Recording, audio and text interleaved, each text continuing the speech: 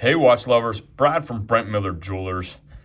And let me first and foremost apologize for letting you guys down. Unexpectedly, I was out of the office for the last 2 weeks, or outside of the store for the last 2 weeks, and so thus haven't posted anything. And I do want to apologize for not providing you your daily watch content that so many of us enjoy seeing every day. And also, the time of it was awful, being Watches and Wonders last week. I apologize. I didn't have anything for you as it came in. But I'm back in store today, and over the next couple of days, with any inventory we have, we'll certainly be posting videos for you. This is the Tudor new 39mm Black Bay champagne dial that looks absolutely fantastic. At the very end, I will compare it to the 41 silver that we still have in stock, but wanted to go over all the specs and dimensions of this, give you some wrist shots. So again, this is the new 39mm version. I measured it across the case here from the 2 to the 8. 39.7 millimeters, so a little larger with the case, little over 39 millimeter. From across the polished bezel, 3 to 9, 38.8. So that's where you're getting your 39 millimeters. And then the crystal itself, so just the crystal across the crystal, again, 32.5 millimeters on this 39 millimeter version. A nice 12 millimeter thick case, so not overly thick, right at 12 millimeters even is what I came up with. 47.5 from lug tip to lug tip, so that should fit most wrists. We do have a 21 millimeter lug width on this lovely Jubilee style bracelet. 21 millimeters tapering down to 18 millimeters on this bracelet. And then the clasp is the T-fit clasp with the on-the-fly micro adjustability here. Again, hopefully you can see, slides out there. The clasp itself back out to 20 millimeters at the clasp. So 21 lug, 18 at the last link, 20 at the clasp. Underneath the solid stainless steel case back, we now have an in-house MT5602 non-date movement, 70 hours of power reserve, signed screw-down crown, 100 meters of water resistance. And I weighed this on the full bracelet at 154.5 grams. Retail is now $3,950 on this specific model. And again, I really like the champagne dial. Again, I'm going to get that silver one here in a second so you can see there is clearly a difference between the champagne and the silver. And then there are some subtle differences as well. So I'll go over those before putting them both on wrist. Again, this is the 41. It's the only one I still have in stock of the older style. Quickly looking at it, if you're familiar with these models, you have more of a slab style case.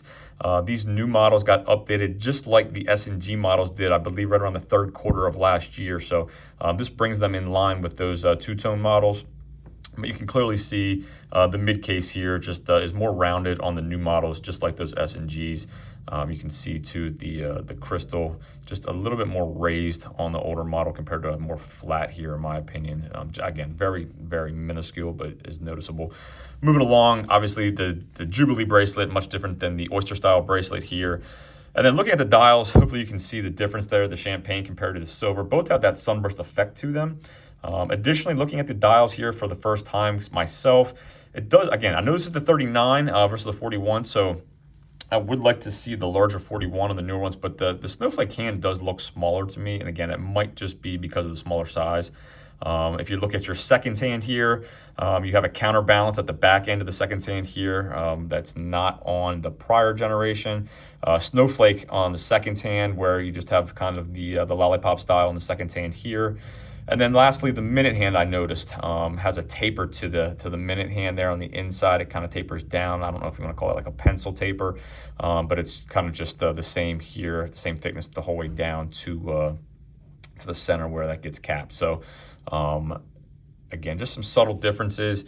Crowns both have that relief rose emblem still in the crown. Again, not sure if it's different. This crown does seem a little smaller, but I don't want to compare it to a 41 just because the 41 may be the exact same size. So again, and then lastly, looking at the dial text, obviously here we have a modified, likely Solita in here. They were using ETAs on the early gens, but most likely a modified movement here. So the lower power reserve with now you have the chronometer officially certified. Straight text versus the smiley text. So Sure, there are some other differences I didn't catch here at a quick glance. The old price point on the 41 was $34.25, so you're looking at about a $500 price difference. Jubilee, in-house movement, champagne dial. I like it, gang. I think this looks great.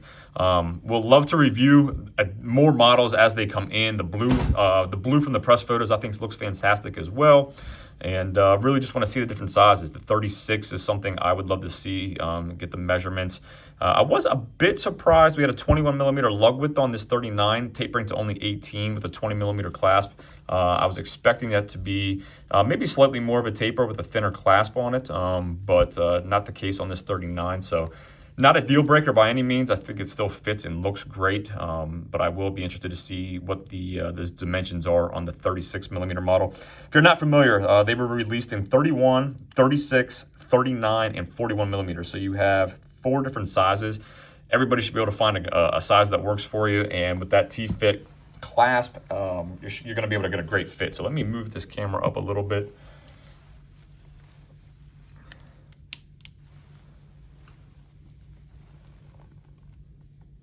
Again, I have a 6 3/4 inch wrist, and you could certainly wear the 39. I'll be anxious and curious to see how it compares to the 36. But overall, really like them. Think they did a nice job. As we get more models in, I will certainly do reviews. Again, I know there's a lot of folks who want to see the Black Bay 54. From what I understand, we had one last week that has sold. So as soon as we get more of those in, I promise you, gang, I will get reviews of them and get them posted as quickly as possible. I certainly want to compare it to the Black Bay 58 myself, just to see how those two are. The opaline white dial GMT looks fantastic. So again, as soon as we have more inventory that we are receiving, I will grab it quick and get reviews and do comparisons for you, as I know that's what we all like to see. So thanks for viewing. If there's anything I can do for you, shoot me an email, brad@brentlmiller.com. And let me hit the lights for you quick and give you a lume on both of these. I did not charge this at all, but just to give you an idea, the lume I expect to be similar. So thanks for viewing. We'll see you in the next video.